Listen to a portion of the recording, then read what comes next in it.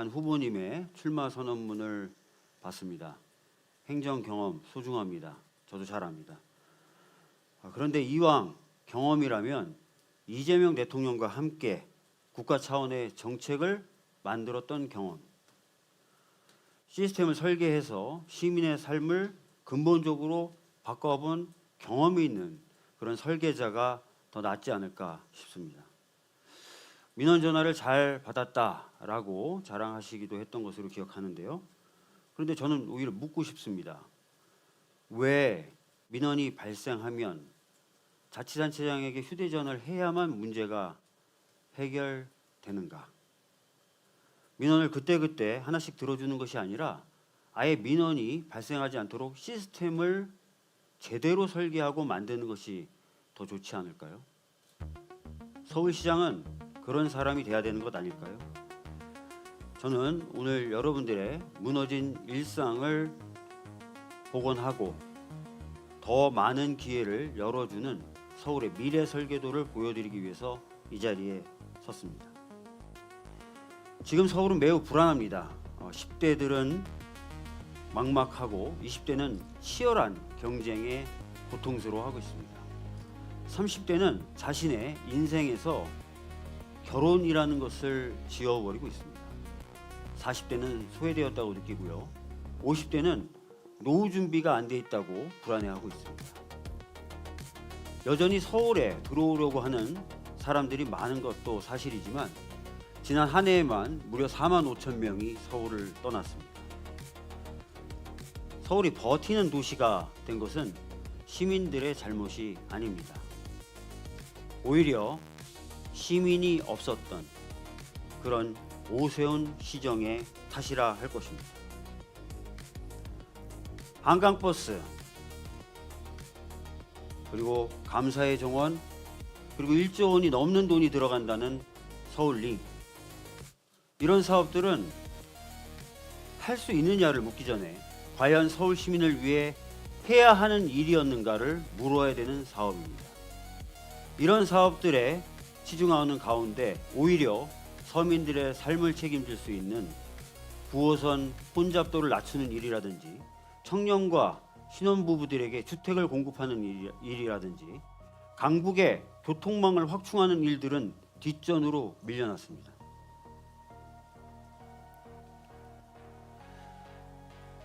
질문하겠습니다. 지난 수년간 서울의 빌딩은 높아지고 화려해졌지만 과연 여러분들의 일상은 행복해지셨습니까? 또 다른 이야기도 해보겠습니다. 지금 서울이 처한 AI 전환, 행정수도 이전, 그리고 다른 메가시티와의 경쟁이라는 상황은 서울이 극적인 변화를 추구해야 하도록 하고 있습니다. 서울은 한마디로 결정적 순간에 처한 것입니다. 그런데 지금 이 순간 서울이 해야 될 변화가 차근차근 천천히 하는 것으로 달성될 수 있겠습니까? 저는 숫자로 포장된 행정이 아니라 서울이 더 좋아지고 있다는 것을, 그리고 더 빠르게 좋아지고 있다는 것을 시민 여러분들께서 체감하실 수 있도록 변화를 제대로 설계하도록 하겠습니다. 저의 설계도는 크게 두 개의 기둥으로 만들어져 있습니다. 하나는 시민의 일상을 챙기는 기본특별시라는 기둥입니다. 다른 하나는 기본이 챙겨진 가운데 서울의 잠재력을 폭발시키는 기회특별시 서울이라는 기둥입니다. 먼저 기본특별시를 통해서 시민들의 절박한 일상을 챙기는 부분에 대해서 말씀을 드리도록 하겠습니다. 우선 주거 대전환입니다. 주거 대전환을 통해서 주거의 공급을 정상화시키고 주거 약자를 충분히 보호하도록 하겠습니다. 여러분 아실지 모르겠지만 서울은 도시 경쟁력 지수로 보면은 6위에 해당할 정도의 좋은 도시입니다. 그러나 그 기준 안에 있는 세부 항목인 주거라는 기준을 놓고 보면 35위에 그치고 있습니다. 역설적이게도 주거 환경을 개선하면 서울의 세계 도시 경쟁력은 빠른 속도로 올라갈 수 있게 되는 것입니다. 먼저 주거에 대한 대대적인 공급책 말씀드리도록 하겠습니다. 우선 민간이 추구하는 재개발과 재건축 영역에서는 3대 촉진책을 추가로 시행하도록 하겠습니다.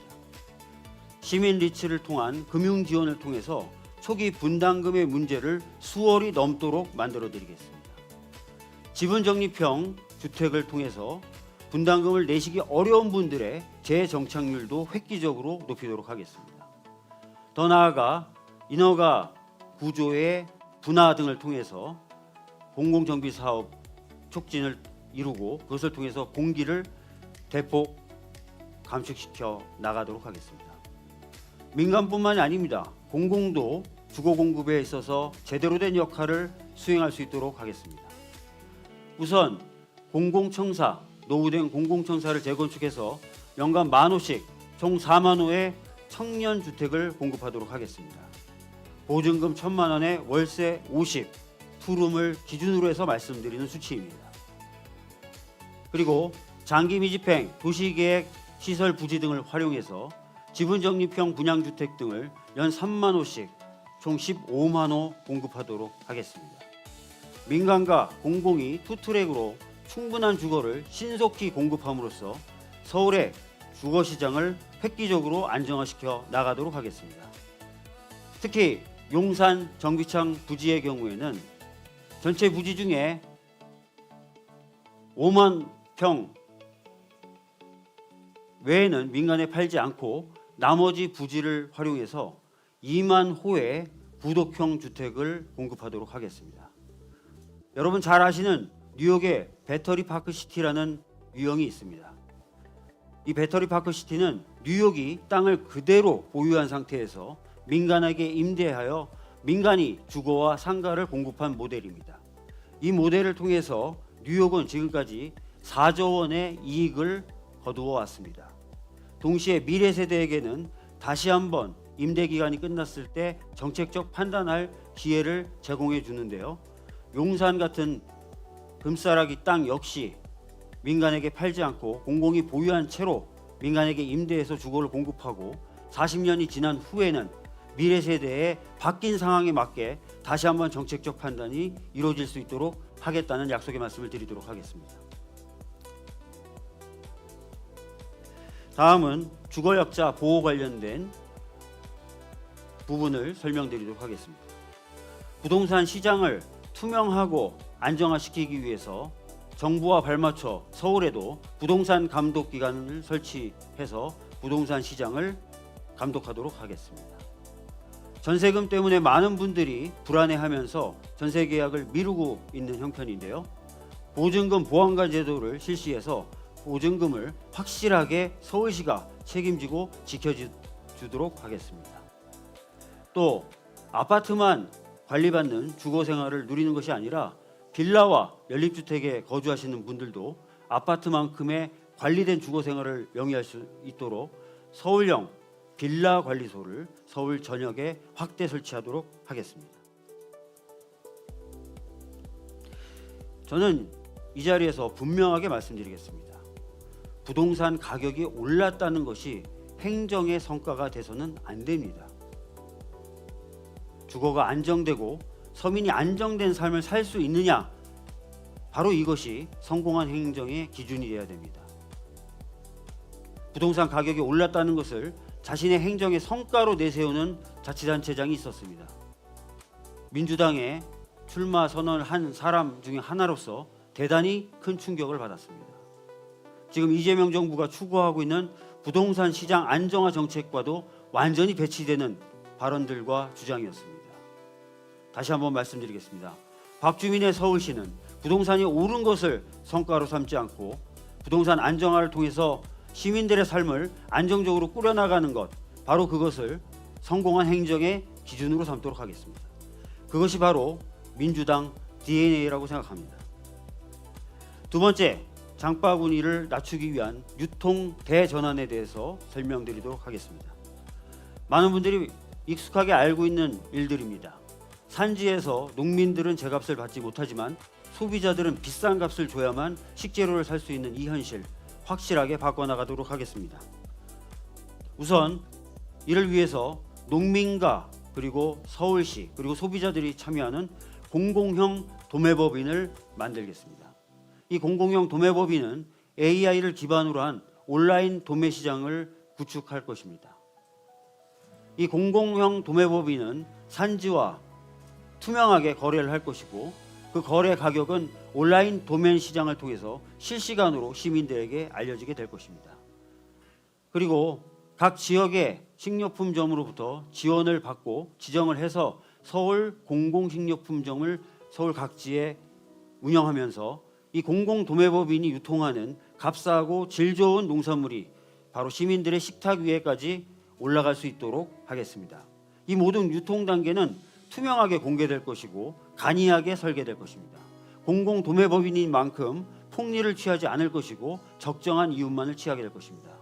이러한 새로운 트랙의 유통망이 만들어지게 된다면 기존의 유통망들은 이 새로운 트랙을 경계하고 신경 쓸 수밖에 없을 것입니다. 그렇게 된다면 전반적으로 농산물 관련된 유통시장의 환경이 개선될 것입니다. 이를 통해 확실하게 물가를 잡아나가도록 하겠습니다. 다음으로 누구나 언제나 여유로운 이동이 가능한 교통대전환에 대해서 말씀드리도록 하겠습니다. 교통을 편리하게 만드는 것과 교통을 시민의 권리로 만드는 것은 다릅니다. 대중교통은 시민의 공유자산입니다. 시민이 주인이니 당연히 무상으로 만드는 것이 원칙적 방향이고 원칙일 것입니다. 한 번에 하겠다는 말씀을 드리는 것은 아닙니다. 10년간의 로드맵을 설계하겠다고 말씀드렸습니다. 1단계로 심야와 새벽 시간대에 적용하도록 하겠습니다. 2단계는 청년과 장애인 그리고 저소득층을 대상으로 확대해 나가겠습니다. 마지막 10년째에는 전면적 무상으로 서울시 대중교통을 시민들께 완벽하게 돌려드리도록 하겠습니다. 서울 시민이라면 주인으로서 누구나 언제나 어디로든 무상으로 편하게 이동하실 수 있도록 만들어 드리도록 하겠습니다. 또 실패한 한강버스는 제가 취임하게 된다면 바로 백지화하도록 하겠습니다. 그리고 그곳에 쓰일 재원은 9호선, 여러분들을 괴롭히고 여러분들에게 지옥철로 알려져 있는 9호선의 혼잡도를 떨어뜨리기 위해서 사용하도록 하겠습니다. 현재 6량 편성으로 운영되고 있는 9호선을 8량 편성으로 증량해서 혼잡도를 획기적으로 떨어뜨리도록 하겠습니다. 기본이 튼튼해졌다면 이제 성장의 엔진을 돌려야 할 것입니다. 기회특별시로 성장의 기회를 폭발적으로 만들어 나가도록 하겠습니다. 첫 번째로 말씀드릴 것은 3조 예산을 쏟아붓는 이른바 강북 몰빵 강북 대약진입니다. 여러분, 서울이라는 곳이 강남 3구만 있는 도시가 아닙니다. 그리고 서울은 강남 3구라는 날개만으로는 날 수가 없습니다. 그러나 강남 3구와 다른 구들과의 격차는 50년간 점점 벌어지기만 했습니다. 이 격차를 줄이기 위해서 선언한다, 말한다 라는 것은 헛된 시도일 뿐입니다. 숫자 없는 외침은 공허할 뿐입니다. 저는 그래서 말씀드리겠습니다. 연간 1조 원의 강남북 균형발전 특별회계를 집행하도록 하겠습니다. 또 강남의 개발 사업으로부터 발생하는 공공기여는 교차 투자로 강북에 투자되도록 하겠습니다. 이러한 재원 등을 바탕으로 미래산업 거점, 랜드마크, 교통망, 생활인프라, 청년 일자리를 대대적으로 강북에 건설해 나가도록 하겠습니다. 문화시설, 체육시설 같은 인프라들이 강북에 집중적으로 투자된다면 강북의 아이들도 집 근처에서 도서관이나 공원을 만나게 될 것이고 청년 일자리나 미래산업 관련된 투자가 이루어진다면 강북의 아이들도 강남으로 출근하기 위해서 새벽 잠을 설치지 않아도 될 것입니다. 태어난 곳이 성장의 기회를 제한하지 않는 균형 잡힌 서울 만들어 나가도록 하겠습니다. 둘째, 세계에서 AI를 가장 잘 활용하는 AI 수도 서울을 만들겠습니다. 여러분, 뉴욕에는 뉴욕 엠파이어 AI라는 것이 구축되어 있습니다. 뉴욕주에 소재한 대학들과 컨소시엄을 이뤄서 만든 슈퍼컴퓨팅 AI 센터입니다. 뉴욕주는 이 센터를 활용해서 행정을 AI 기반으로 혁신하고 공공 인프라를 제공하고 있습니다. 서울도 그러한 모델을 따라서, 그러한 모델을 능가하는 초대형 AI 슈퍼컴퓨팅 센터를 구축하도록 하겠습니다. 서울시와 서울에 소재하는 공공기관들, 그리고 서울에 소재하는 대학들과 컨소시엄을 만들어서 소위 말하는 한강 AI를 구축하겠습니다. 이 AI 센터를 통해서 50개 이상의 사회적 문제를 해결하는 AI 50 솔루션을 개발해 시정에 적극적으로 활용하도록 하겠습니다. 이렇게 되면 혼자 고독사 할 수도 있는 분들을 조기에 발견할 수도 있고요. 눈이라든지 비라든지 이런 자연적 재난도 정확하게 미리 예측할 수도 있을 것입니다. 교통 흐름도 예측해서 교통 노선이나 이런 것들을 적절하게 재편성할 수도 있을 것입니다. 행정을 완전히 혁신해서 시민들의 삶을 함께 개선해 나가도록 활용하도록 하겠습니다. 또한 서울에 소재한 기업들과 공공기관들도 이 센터를 활용해서 R&D와 상품 개발 등을 할 수 있도록 하겠습니다. 이러한 물리적인 시설뿐만 아니라 AI를 제대로 활용할 수 있는 교육 플랫폼도 만들겠습니다. 아까 말씀드렸던 기업과 대학과 서울시가 함께 참여해서 한강 AI를 구축하는 것뿐만 아니라 교육 플랫폼까지 만들겠다는 말씀입니다.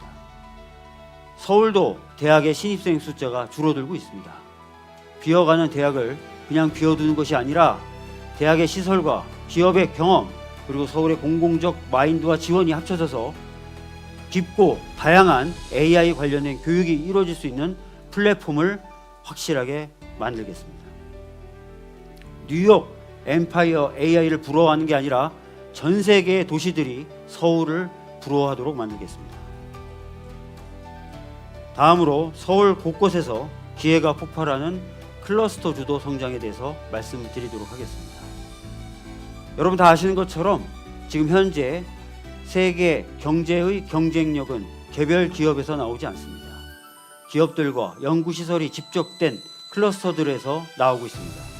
서울에는 크게 5개의 산업 클러스터를 구성하도록 하겠습니다. 서부권의 문화 클러스터, 동부권의 바이오 클러스터, 서남권의 AI와 물류 클러스터, 그리고 동남권의 마이스 클러스터, 도심권에는 패션, 뷰티 클러스터를 만들겠습니다. 이 중에 대표적인 클러스터 2개에 대해서만 상세하게 설명을 드리도록 하겠습니다. 우선 바이오 클러스터입니다. 홍릉의 R&D 역량, 창동과 상계의 산업 거점, 그리고 태릉의 배우주거를 하나로 연결하겠습니다. 그래서 보스턴을 뛰어넘는 바이오 유니콘의 산실로 만들겠습니다. 다음은 컬처 클러스터입니다. 세계인이 열광하는 서울의 장소들이 모두 강북에 있다는 것을 알고 계실 겁니다. 상암 DNC를 문화미디어 콘텐츠 특구로 재도약시키고 5만석 규모의 슈퍼 아레나를 중심으로 전 세계 K컬처 팬들이 반드시 찾는 도시로 만들어내겠습니다. 다음으로 4050의 경험을 서울의 자산으로 전환시키는 4050 투자 마스터 플랜에 대해서 말씀드리도록 하겠습니다. 서울에는 아직 제대로 쓰이고 있지 않은 거대한 자산이 있습니다. 바로 4050 세대입니다. 저는 이 세대를 지원해야 될 대상으로 보지 않습니다. 저는 4050 세대들은 서울이 아직 제대로 활용하지 못하고 있는 성장의 동력으로 보고 투자를 이 세대에게 해야 된다고 보고 있습니다. 이 세대는 수십 년간의 현장 경험과 함께 디지털 전환을 온몸으로 겪어낸 적응력을 갖고 있는 뛰어난 세대입니다. 이것은 어떤 AI도 단기간에 극복할 수 없는, 단기간에 대체할 수 없는 자산인 것입니다. 관련해서 4가지 제안을 드리겠습니다. 우선 중장년 기본법이 제정되도록 하겠습니다. 이를 통해서 정부나 서울시에 중장년 정책 전담하는 부서를 신설하도록 하겠습니다. 그리고 연간 2만 명 규모의 기회 일자리 패키지를 도입하고 연금 공백기인 5년간에는 징검다리 일자리를 만들겠습니다. 중장년들이 힘겨워하는 돌봄의 부담도 서울시가 나누어지도록 하겠습니다. 어르신 돌봄을 덜기 위해서 간호간병 통합서비스 병동을 70% 확대하는 등 서울시가 같이 책임을 지도록 하겠습니다. 아이돌봄의 경우에도 아이돌봄의 시설을 확충하는 것뿐만 아니라 아이돌봄 원스톱 통합 플랫폼을 통해서 일일이 발품을 팔아야 되는 노고도 덜어지겠습니다. 그리고 50세가 되는 모든 시민들에게는 생애전환 상담 바우처를 발송해서 전환기 모든 시민들이 자신의 후반기 인생을 서울시와 함께 고민하고 설계할 수 있도록 만들겠습니다.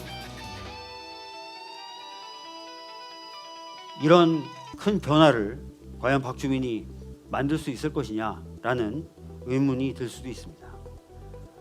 저는 서울에서 나고 자랐습니다. 서울의 성장도 상처도 그리고 아까 보여드렸던 서울의 격차도 온몸으로 겪으며 살아왔습니다. 그 누구보다도 서울을 사랑한다고 자부하며 서울의 문제를 통계 수치가 아니라 생활의 언어로 이해하고 표현할 수 있는 사람입니다. 다음으로 저는 10년간 국가 수준의 시스템을 설계하고 만들어 왔습니다. 며칠 전 이재명 대통령님도 7대 비정상의 정상화를 강조하셨는데요. 저는 이미 공수처 설치로 공직부패 예방을, 상법 개정을 통해서 주식시장 활성화를 함께 추진해 왔습니다. 또한 중대재해처벌법을 통과시킴으로써 노동제에 관련된 해결의 기반을 만들었습니다. 여러분, 이 사진을 한번 봐주십시오. 바로 이 사진은 어떤 장면이냐면 연금 모수개혁을 합의하기 하루 전날의 사진입니다. 제가 당시 이재명 대표님에게 연금 협상의 권한을 달라고 말씀드렸습니다. 그 전까지는 정책위 의장과 원내대표가 협상의 권한을 맡았지만 지지부진한 상황에서 제가 대표님께 직접 요청을 해서 단 이틀간의 시간만 부여받은 상태였습니다. 하루 정도 협상을 하고 나서 보고를 드리는 장면입니다. 제가 대표님께 조금 더 유연하게 협상할 수 있도록 여지를 달라고 말씀드렸습니다. 대표님 흔쾌히 유연하게 협상을 해보라고 했고 바로 협상을 마무리 지을 수 있었습니다. 그것을 통해서 18년간 되어오지 않았던 국민연금의 모수개혁을 여야 합의로 작년 초에 그 전쟁 같은 상황에서 이루어낼 수 있었습니다.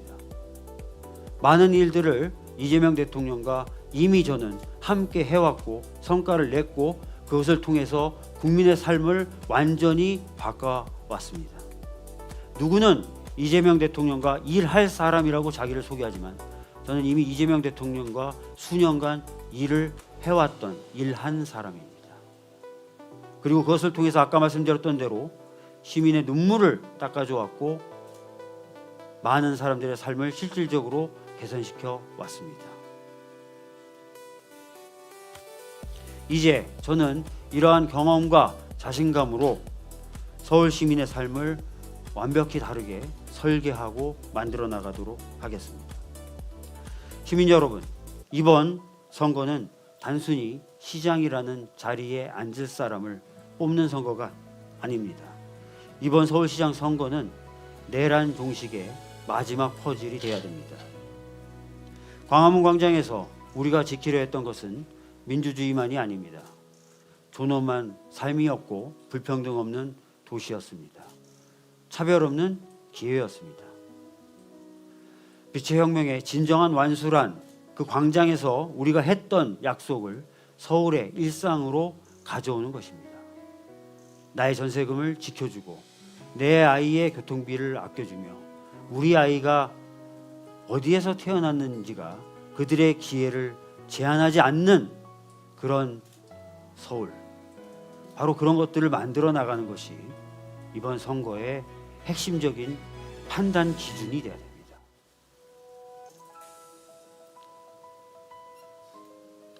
누구나 존엄을 지키며 저마다의 행복을 추구할 수 있는 세상, 저 박주민이 항상 꿈꿔왔던 세상입니다. 저는 오랫동안 꾸어왔던 제 꿈을 제가 나고 자랐던 이 서울에 기필코 실현하고 싶습니다. 누구나 존엄을 지킬 수 있도록 기본특별시 서울을, 그리고 누구나 저마다의 행복을 추구할 수 있도록 기회특별시 서울을 설계하고 만들어 나가겠습니다. 설계자 박주민이라면 서울은 더 좋아질 수 있습니다. 저는 당당한 민주당 DNA로 살아왔습니다. 검증도 완료됐습니다. 준비도 끝났습니다. 그래도 늘 배우겠습니다. 끝까지 뜨겁게 집요하게 여러분들과 함께 서울을 바꾸기 위해서 열심히 일하겠습니다.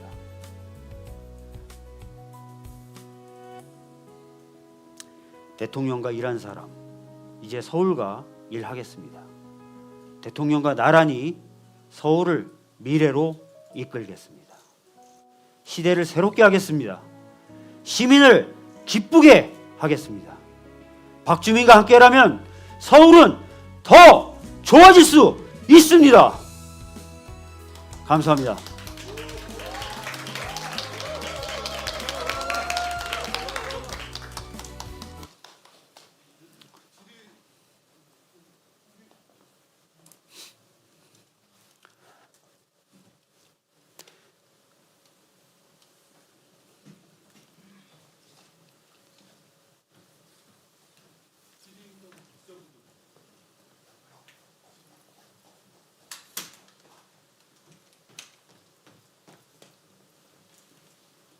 혹시 질문 있으신 기자님들은 질문해 주시면 좋을 것 같습니다. 제가 성함까지 몰라서요. 손 드신 기자분 말씀해 주시면 좋을 것 같습니다. 마이크가 좀 전달이 되면 좋을 것 같은데요. 네, 안녕하세요. 후보님 고생 많으십니다. 저 뉴스원 장성희 기자입니다. 네. 오늘 정원호 전 성동구청장께서도 이제 공식적으로 출마를 선언을 하셨는데 네. 정원호 후보랑 박주민 후보께서는 이제 민주당의 유력 후보로 거론되시는데 후보님께서 생각하시기에 정원호 후보랑 나의 차이점, 차별점은 어느 부분에 있다 말씀 주시면 감사드리겠습니다. 방금 제가 비전 선포식을 통해서 말씀드린 부분입니다. 지금 서울은 매우 결정적인 순간을 맞이하고 있습니다. 그래서 차근차근 하나씩 관리하거나 하나씩 바꿔나간다는 정도의 수준으로는 서울이 당면하고 있는 문제를 해결하거나 서울이 필요한 변화의 속도를 따라갈 수 없다고 생각합니다. 저는 이미 이재명 대통령님과 함께 국가 차원의 비전을 만들고 제도를 설계하고 그것을 통해서 국민과 시민의 삶을 바꿔본 경험이 있고 또 그것을 통해서 성과도 내왔습니다. 바로 그것이 정원호 구청장님과 저의 결정적인 차이입니다. 또 질문 있으십니까? 네. 네, 안녕하세요. 저 뉴시스 권신혁 기자라고 하는데요. 네. 오세훈 현 서울시장이 지금 쭉 하고 계시는데 물론 이제 후보님께서 지적하신 분도 있는데 이 부분은 조금 더 제가 발전을 시켜 나가면 좋을 것 같다. 혹시 그런 거 고려하시는 부분이 있을지. 사실 참 찾기가 어려운데요. 그나마 이제 신통기획 등으로 행정 절차를 재개발 재건축 관련된 행정 절차를 통합하고 간이화하려고 노력했다라는 부분은 일정 정도 평가는 해드릴 수 있을 것 같습니다. 다만 그럼에도 불구하고 행정 권한을 서울시가 다 들고 있다는 평가를 받을 정도로 독점하고 있기 때문에 인허가 관련돼서 병목 현상이 생겼던 것 있습니다. 이런 부분을 오히려 저희들은 자치구 단위로 내릴 건 내리고 하는 등으로 분화시켜서 병목 현상 없이 인허가 절차가 신속하게 이루어져야 된다는 대안도 말씀드리겠습니다. 아까도 말씀드렸던 대로 참 잘한 게 있다고 평가하기가 참 어려운 게 사실입니다. 네. 네, 후보님 말씀 너무 잘 들었습니다. 행정 중심 경험을 가진 정원호 후보가 민주당 색채가 부족하다는 지적도 당 일각에서 제기되는데 이에 대해서 좀 어떤 견해를 가지고 계신지 궁금합니다. 그러니까 제가 아까 말씀드렸던 부분 좀 말씀을 드리면 행정 경험 굉장히 소중한 경험입니다. 제가 그걸 폄훼하거나 할 건 아닙니다. 근데 이왕이면 서울의 진짜 현재 상황 그리고 서울이 해 나가야 될 방향 이런 것들을 고려했을 때 정말 국가적 차원이라고 할 수 있는 제도도 설계해보고 그것을 만들어보고 그것을 통해서 시민들의 삶을 실질적으로 바꿔봤던 경험, 이왕 경험이라면 그 정도 경험은 있어야 되지 않을까? 그리고 이재명 대통령과 호흡이 잘 맞을 것이다 정도가 아니라 이미 이재명 대통령과 수많은 일을 했던 사람이 더 좋지 않을까라는 말씀을 드리겠습니다.